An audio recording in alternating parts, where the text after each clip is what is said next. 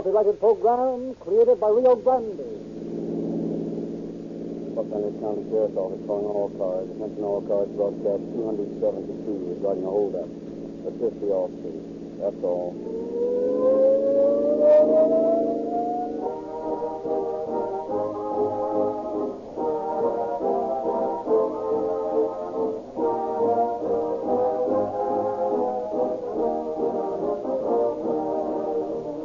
Friends, why do you suppose 1939, as in previous years, finds more police cars, fire engines, ambulances, and other emergency equipment being powered by Rio Grande cracks wherever it is sold than any other brand? Why do the officials of such California cities as Los Angeles, Monterey, Madeira, and Merced, Bakersfield, Daly City, Calexico, Hawthorne, Santa Barbara, National City, Tulare, and Fresno specify Rio Grande cracks? Why do the heads of such counties as Kern, San Luis Obispo, Plata, Santa Cruz, Merced, Sonoma, Fresno, Stanislaus, Tulare, San Joaquin, and many, many other cities and counties insist on Rio Grande cracks? There can be only one answer.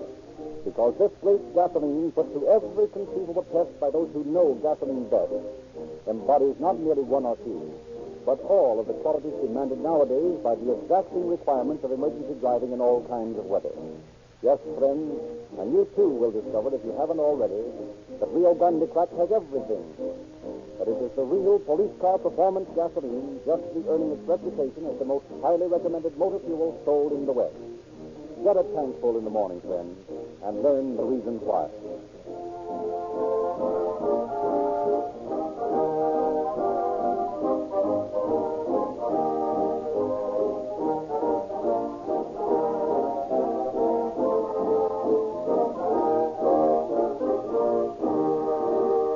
The story we are to hear tonight has been taken from the files of the Sheriff of Los Angeles County. We have therefore the pleasure of presenting as our guest tonight, Sheriff Gene Biscayou. The work of catching criminals has never been a particularly pleasant one. With the development of scientific methods, however, it is becoming increasingly simple to put over to the lawbreaker the truth of the statement that crime is a losing proposition. The work of the officers who solve the case we're about to dramatize deserves special commendation for their untiring efforts to bring the criminals to justice. Their efficiency and the speed with which they operated made certain the capture of the men involved and helped prove once more that no matter how clever a crook thinks he is, the law enforcement officer is a whole lot smarter. In this story, as in all others where the law triumphs, the lawbreakers learn most conclusively that crime does not pay.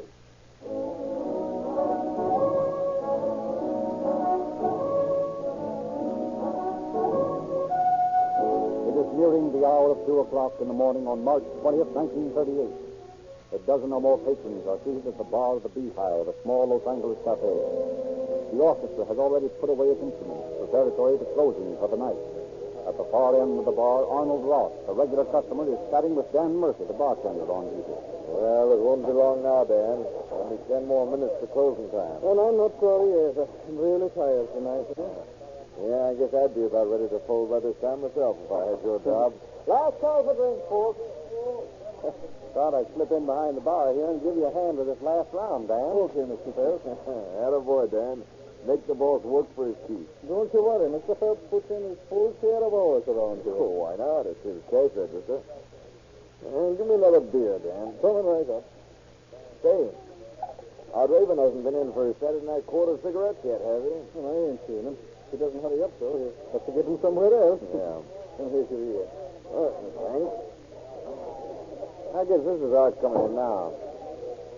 No, 3 guys I never saw before. Yeah. Well, maybe I've got a day for something that won't be in, huh? Stripes the one that just sat down at the front of the bar, Dan. He's sure got a sourpuss on him if I ever saw one. Yeah, looks as if he wanted to bite somebody. Well, don't lean over the bar. Well, the other 2 are coming down here. I'll move over, see so they can get a couple of stools together. Come on, Johnny. Here's a couple empty seats. Yeah. Give us 2 beers. Coming right up. Hey, this joint is sure dead, ain't it? Okay. Ought to have a little music, don't you think? Yeah. That's just one of them nickel phonograph machines over there against the wall. That ought to do. Well, wait a minute while I see if I can't find something good on it. Sure. Maybe to give the place a little life, huh? Anything special you like? No, just easy most judgment. That's how to do it. Mr. Fay, you notice a young fellow just put a nickel in the machine? Not particularly. Why, though? He's wearing gloves. Shows the careful ribbon. By George, you're right. Now, why would two young fellows be wanting to wear gloves on a warm night like this? I can think of one reason why they might. Yeah, preventing and tools. Look here, Dan. If I started a train, I'm going to get your hands up. I knew it. That was our Ray-Ban just come in, Mr. Phelps. Look out, Dan. I'm fighting with the guy in the front of the bar. What you doing, Mr. Phelps? Just thinking I just counted with this 45. Get down and shoot him with the butt of your gun.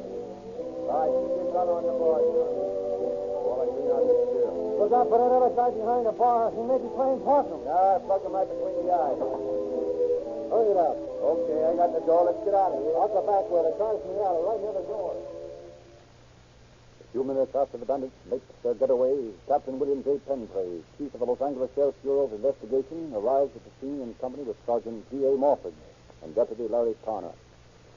Well, the bandits sure made a mess of this place, Captain Pentry.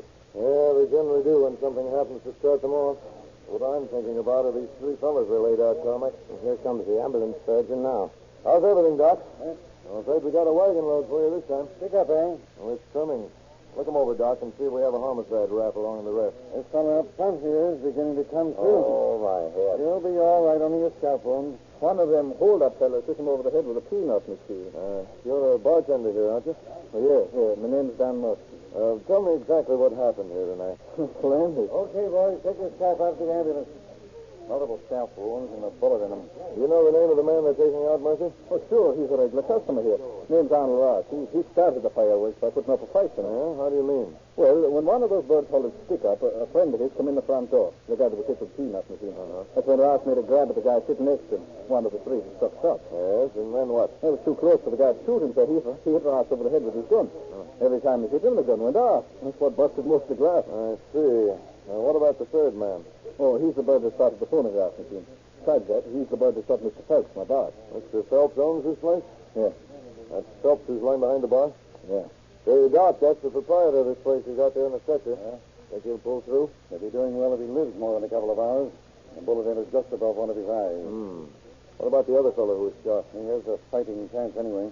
Chap up front, it is the name of Rayburn's all right. Fight scalp wounds. I see. All right, I'll check with you later about Phelps, Doc. Okay, Captain Pentry. Murphy, I want you to tell me all you can about what these hold-up men look like. Well, sir, the guy that started the rough stuff here at the bar when Ross grabbed at him, he looks like a Mexican. Young or old? Oh, none of them was old. This bird looks about to be in his early 20s. Uh-huh. What about the man who shot Phelps? About same age, only he looks more like an American. Uh-huh. And the bandit who sat up front, what did he look like? He looks like American, too. Maybe 5 or 6 years older than the other two, that's all. See? Do you recognize this gun we found beside Phelps' body? Yeah, it's his own, a Smith & Wesson 45. And what about this 38 we found in front of the bar? I never saw that one before. It must belong to one of them stick-up guys. Anything else you can tell us that might help? Well, the guy that shot my boss called the Mexican-looking fella Johnny once or twice. Johnny, huh? Well, it might help. I hope so. Now, take a good look, Murphy. Most of your customers seem to be back here now. Is anybody missing who was here when the hold-up took place? No, I don't think so. They seem to be all back here now. Are you sure? Well, of course, I can't. What about that old geezer who was here with a blonde hair? They ain't come back. Hey, that's right. No, they didn't come back. Everybody else did. An old man and a blonde, you say? Yeah. Are they people you know? No, as far as I know, they've never been here before. Who's that woman talking to Sergeant Morford? Oh, Miss Elliott. Oh, she's a regular around here. A darn nice young woman. Yeah, she's been talking to him long enough. Let's go over and see what she has to say. I can bet your last bucket isn't hot air, Captain. She's got 2 feet on the ground and brave. She was one of the last of them out of the place. All the more reason to hear her story. Come on. You say you ran out the back way while the worst of the shooting was going on. Is that it, Miss Elliott? Yes. When I got out in the alley, I got as close to the back wall as I could, and I tried to keep out of sight. Oh, that's perfectly natural. What happened then? Well, a blonde girl and an older man had followed me out of the cafe, and they were huddled against the wall with me. Yes? Then a few moments later, the bandit came racing out, and they made for a green Pontiac sedan that was parked several yards up the alley. as I leaned forward to see if I could catch the license number. You getting back, Johnny? I'm driving. What are you trying to do? I'm trying to see if I can make out the license. Did I get shot off?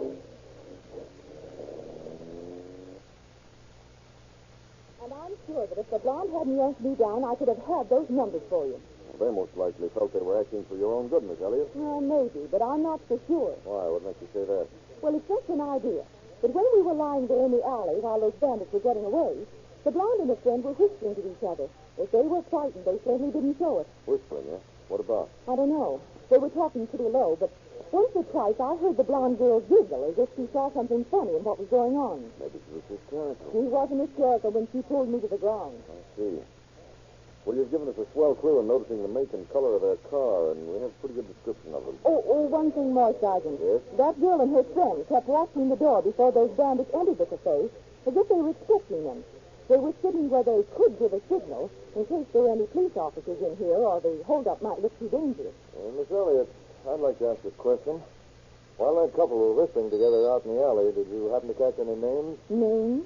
No, I don't think so. Oh, yes. Yes, I did. I'm sure I heard the older man call the girl Mary. Uh-huh. But you didn't hear any other name mentioned. No, I'm quite certain I didn't. Captain Tenfreys, I have an idea. Yeah? There's an unpaved alley out there, and the getaway car is bound to have left tire tracks. Yes, you're probably right. I'll have Miss Elliott here show me where the car was parked, and if I find anything of the sort, I'd suggest we leave a deputy to guard the tracks until it gets light enough to photograph. Sure. Meanwhile, I'll make a check up of stolen cars and see if we can make anything fit. Okay, now, Miss Elliott, if you show me...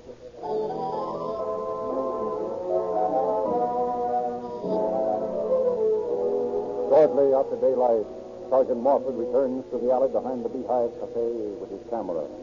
A deputy is seated on the overturned box protecting the tire tracks that had been found during the night. Morning, Sergeant. I'm sure glad to see you.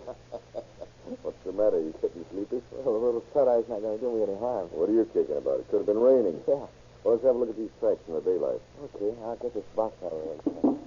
There you are. Oh, swell. Nice, clear print. Yeah. We'll take the measurements, and then I'll get this camera set. Okay. Hey, say, how are those fellows that got plugged last night? We've got homicide now against this bunch as well as robbery. Phelps, the owner of the place, died this morning. Yeah? That's too bad. Yeah. What about the other guy? Doc says he'll pull through all right. Oh, that's good. What about the money? Do you know how much those pickups got away with? Not very much. I think the bartender said it was $48. Gee, imagine killing a man for $48. The last laugh was on the bandit. There was $2,000 in an empty soda carton, not more than 3 feet away from the cash register. Is that right? Yeah. Well, the camera is set up. We'll see what kind of a picture we can get. Okay. On a photograph of tire tracks, huh? Yeah. What's your interest in it, buddy? Nothing much. I work in a tire plant up the street here, and I just noticed that those tracks belong to our six-ply Yale's Deluxe. Oh, it does, huh? Yeah, it's one of the best tires we turn out. Got any idea what kind of a car might use them? Most likely one of the better ones. Yale's Deluxe are expensive. Well, you suppose a person might buy them for a Pontiac? Sure. Just the other night I saw Pontiac equipped with Yale's Deluxe over on Belden Avenue. You did, huh? Yeah, it was a honey of a green sedan. Just the kind of a car I'd like to own if I could afford it. You don't remember where on Belden Avenue you saw this car, do you? Well, I'm not sure, but I think it was either the 6 or 700 block. I see. Well, I've got to get going before I'm late. Thanks a lot, buddy. That's okay. Golly, the people like you. It's on me. As soon as I get these photographs, we're going over on Belden Avenue and see just what we can see.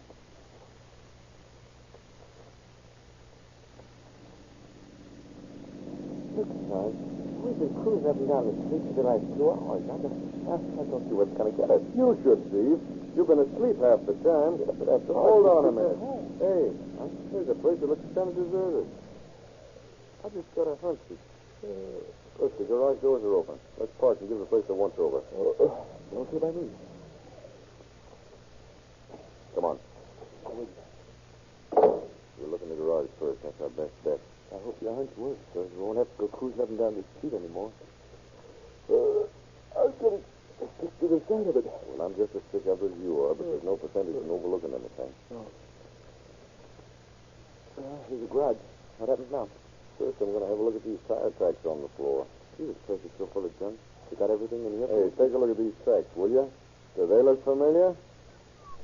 My George, they look like the same one. That Pontiac's been in here all right. You bet it has. You want me to go back to the car and get the camera? Yeah, and while you're at it, Hey, wait a minute, huh? Aren't those license plates sticking out from under that pile of magazines? They still look like it. I'll pick them out. California plate 3N8026. What do you think, Sam? I'm willing to bet a month's pay against a rubber toothpick those plates were issued to that green Pontiac. What do you mean doing here in my garage?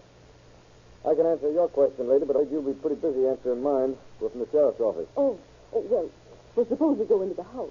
We can talk better there.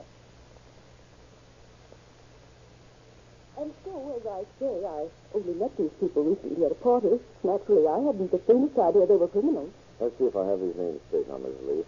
Harry Groves, Leo Waller, Johnny Robles. Yes. Johnny Robles is the one you said was a Mexican, isn't he? Yes. And the blonde is Mary Groves, Harry's wife. Is that right? That's right. And the old fellow's name is George Brown? Yes, he spells it B-R-A-U-N. Oh, I had it B-R-O-W-N. I'm glad you told me. The right spelling will make it easier to look him up if he has a police record. Suppose it does. And all five of them were here last night, huh? Yes. Mary and George Brown left a little before the others. They left while Harry Groves and Johnny Robles were out fixing something that was wrong with the car. Yeah, while they were out switching license plates, more like it. Outside of the Groves' address, which you gave me here, you don't know where any of the others live. No, and I wouldn't have known that when only Mary gave it to me the other day. Well, I won't take any more of your time, Mrs. Lee. You've been very helpful, and I appreciate it. Oh, that's perfectly all right. I have no doubt your information will go a long way toward putting these people in jail where they belong. I sincerely hope so. Oh, will it be all right if I use your telephone before I leave, Mrs. Lee? Oh, right ahead. It's right there in the hall. Thank you.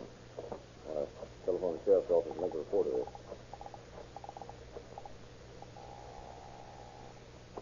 Bureau of Investigation. Captain Penbury speaking. Say, Captain, this is Sergeant Morford. Yes, Morgan? Have you got anything on that Pontiac yet? Yeah, it was reported stolen a few nights ago. Why? Does it have license plate 3N8026? What's that? How did you know? Because I got those plates in my hand right now. What's more, I've positively identified the Pontiac as the bandit's car. Well, that ought to give us a good lead. Wait, I haven't finished yet. On top of that, I've got the names of the three gunmen besides those of the blonde and the old geezer that tangled with Miss Elliott in the alley behind the cafe. Nice going, Martha. Give us a dope, eh? Well, Captain, I think you better take a couple of the boys and meet me at an apartment house that's the hangout of one of the bandits and his wife. Wait a minute, I'll give you the address.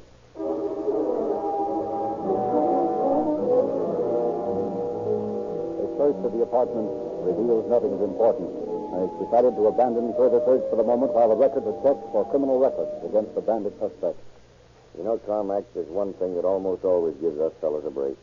Pretty near every time a job like this Beehive Cafe business is pulled, the suspects have a record as long as your arm. Yes, there's no question about that, Sarge. Take this guy, George Brown, for instance. His record dates back 25 years. Yeah, I know. He's been in and out of prison more times than you can shake a stick at. Well, Groves is no slouch either. Been playing hide and seek with a judge since he was 12 years old. And Waller's record is nearly as bad. Oh, well, they never learn. Anyway, Grove's landlady has identified his and his wife's pictures, and Mrs. Lee has identified all five of them from their mug pictures. I don't think it'll be long now. Shop's bartender, Dan Murphy's coming out to put the finger on him, too, isn't he? Ought to be here any minute. Have we got anything against Johnny Robles? Drunk driving's all. Well, he'll wish it was only drunk driving when we pick him up this time. Come in. Oh, hello, Murphy. How are you? I'm still kind of shaky from that shooting last night. Well, I don't doubt it. Here, have a chair. Thanks. Murphy, I want you to take a look at these photographs and see if you recognize any of the people. Sure, this is the man who beat her ass over the head with his gun and then shot him. He's the fellow they call Johnny. Yeah? What about the others? Huh? Oh. This is the one who stood over by the record machine and killed Mr. Phelps. This fellow is the one who knocked out Rayburn down with the peanut machine. What about the last two? Yeah, I recognize him, too. It's the blonde girl and the old man who was sitting at the table together last night, you know. Thanks, Murphy. That's all we wanted to know. Is it all right if I go now, Sergeant? Sure. Well, so long. Goodbye. As far as I'm concerned, that settles it. We got the right mob, Carmack.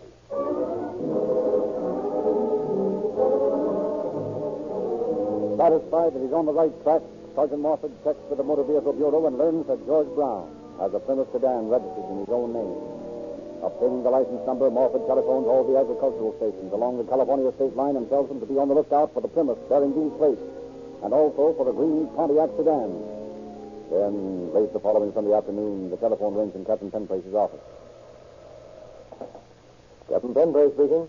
Hey, Skipper, this is Morford. Yeah? Look, I just got a call from the agricultural station in Vicksburg, Arizona. Brown's Plymouth checked through there, and a green Pontiac checked through at the same time. Were they able to give you the license number of the Pontiac? Yeah, 45M123. I've already talked to the motor vehicle, and they tell me those plates were stolen from a local automobile dealer early yesterday morning. Okay. Better check with the Arizona authorities, Morford. Right. Got any new leads on that beehive case, Captain? Oh, hello, Carmack. Yeah, Morford just called and said he'd learned our birds were heading east. They crossed into Arizona this afternoon. Arizona, huh? Uh-huh. Well, here's something that might give us a lead, then. Yeah, what's that? In checking through the records of the suspects in this case, I found that Leo Weller was only released from Joliet a short time ago. Yeah? Well, while he was in there, he used to get letters from his friends in Phoenix, Arizona. Yeah, is that right? And I think we've got him. They most likely figure on hiding out there until the heat gets off. That's the way I look at it, too. Tell me what you do. You and Morford get on down there and see if you can locate him. We may be able to nab the whole crew at the same time. Okay. In the meantime, I have an idea that I think might bring results. Leave the door open when you go out so I can get Williams in there, will you? Yeah. I'll see you when I get back, Captain. Good luck, Carmack. Oh, Williams. Yes, sir? Come in here a minute, will you? Yes, sir. Williams, I want you to see that every newspaper with any kind of a circulation in Southern California gets the names and pictures of the suspects in the beehive case. And the sooner the better. In Phoenix, Morford and Carmack have little difficulty in locating the place where Walter's friends live. But once again, the suspects have disappeared. The search of the house, however, brings them the information they want. Hello, Captain Tenfreeze. This is Morford. We got something hot. All right, Phillips. The gang's split up. Groves, Waller, and Robles are heading east to Kansas City in the Pontiac. Mary Groves and George Brown are doubling back to California. How'd you find out? Well, Carmack and I got into the place where the gang hid out after they got here. We found a note Groves wrote to his wife after he and the other two pulled out. Groves told her to send his things to 503 Locust Street, Kansas City, after she and Brown got back to Los Angeles. I'm telephoning the Kansas City police to keep their eyes on that Locust Street place. How's it going, Wilford? I think you boys might as well drive back here. Only I suggest you come by way of San Diego. San Diego? Well, Skipper, that's 200 miles or more out of our way. I thought you boys might like to take in a run of the Imperial Valley Gateway. But if you don't, well, Mary Groves and George Brown are there. What if you got a tip on them in San Diego? Wouldn't it be better to send a couple of the boys down there out of Los Angeles? Brown and the Groves girl will move on before we can get there. I think they'll wait for you. You see, they surrendered to the San Diego police after they saw their names and pictures in the papers. How'd the papers get a hold of their names and pictures? I arranged it myself. I sort of thought it would stir up something, and it did. Only surrender was more than I bargained for. Yeah. Wonder why they did it. Well, frankly, I don't know what their game is. Unless, of course, they figure we haven't got anything on them, except the fact that they were sitting in the beehive when the job was pulled. Yeah, that's the only reason I can see. And another thing, Morford, don't expect to find a blonde. She's a brunette now, but she's still insists she's Mary Groves. Okay, Skipper, we'll pick them up on our way home. All right, Morford. See you boys when you get here.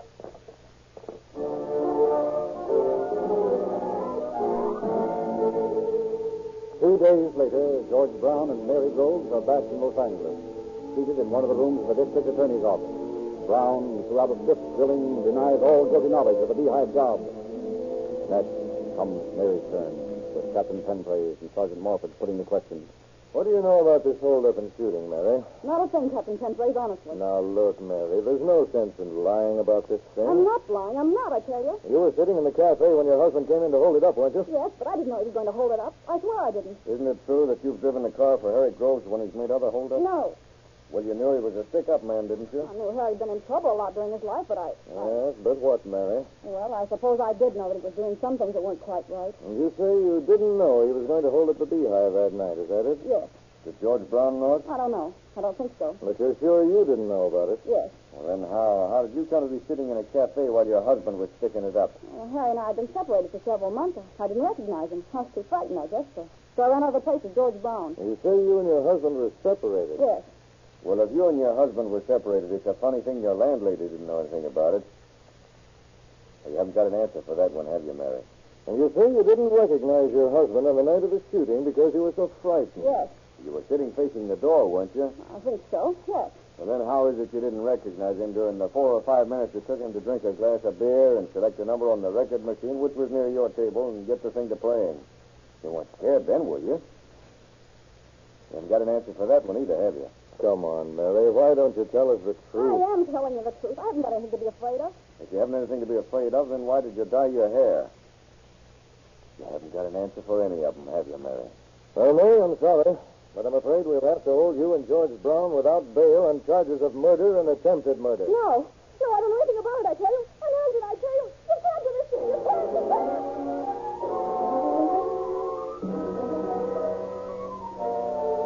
3 days later, a green Pontiac sedan containing 3 men approaches the outskirts of Kansas City.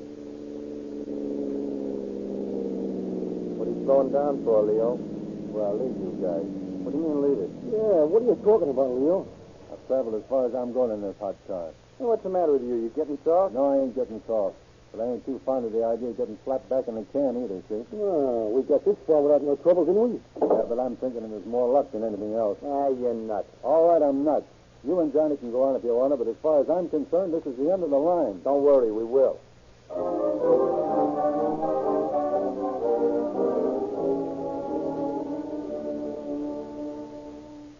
You don't suppose that was a bum tip we got from the Los Angeles Sheriff's Office, do you, Riley? We've been staked out in this Locust Street place for pretty near a week now. Maybe the guys they told us about are doing a little sightseeing along the way. Well, a job like this can get pretty tiresome. I'm beginning to think... Hey, look. Huh? Hey, that's a green Pontiac sedan, all right. And they're pulling up in front of the house. Yeah, but there ain't 2 of them in it. The report said 3. Never mind that. You see the license number. There's a micro license number, the California plate. Yeah, number check. It's them, all right. They're coming down the wall. Huh? And they're done ready to slow down on them the minute they come in the road. I'm not likely to get careless and men wanted for murder. Quiet, here they come. All right, put up your hands, boys. This is it. What's the rap, copper? I'm thinking you know as well as I do. Better, maybe. Take them down for artillery, fella. Yeah. Put the cuffs on them. How'd you mugs know we was coming? Little birdie told us. Hey, wise guy, eh? You know, they're going to be mighty glad for you back there in California, you two. Almost as glad as the state of Missouri will be to get rid of you. Yeah. Those cuffs will keep them out of mischief for a while. Okay. Now, where do we go from here, Flatfoot? Right now, we'll go down to the station. After that, I wouldn't be thinking too much about where I was going if I were you. Now, come along, both of you, before I lose my temper.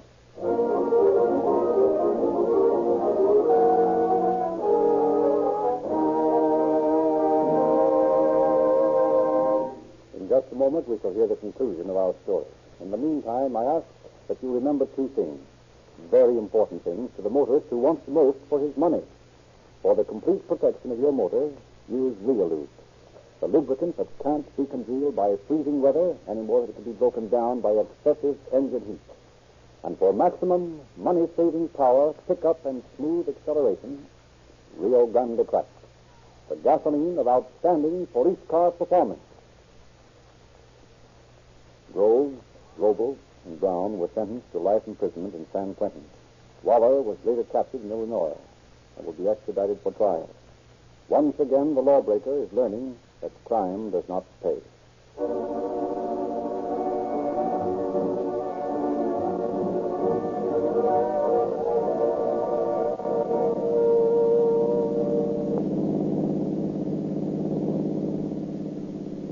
Los Angeles County Sheriff's Office calling all cars. Attention all cars. The cancellation broadcast 272 regarding a holdup. Suspects in escape are now in custody.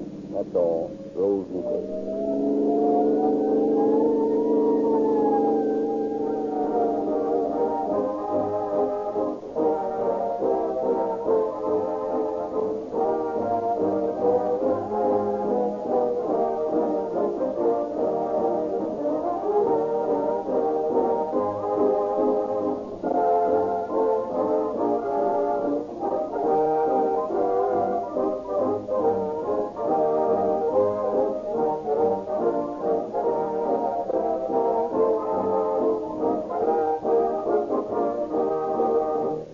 Your narrator, Frederick Lindsley, bidding you good night for Rio Grande.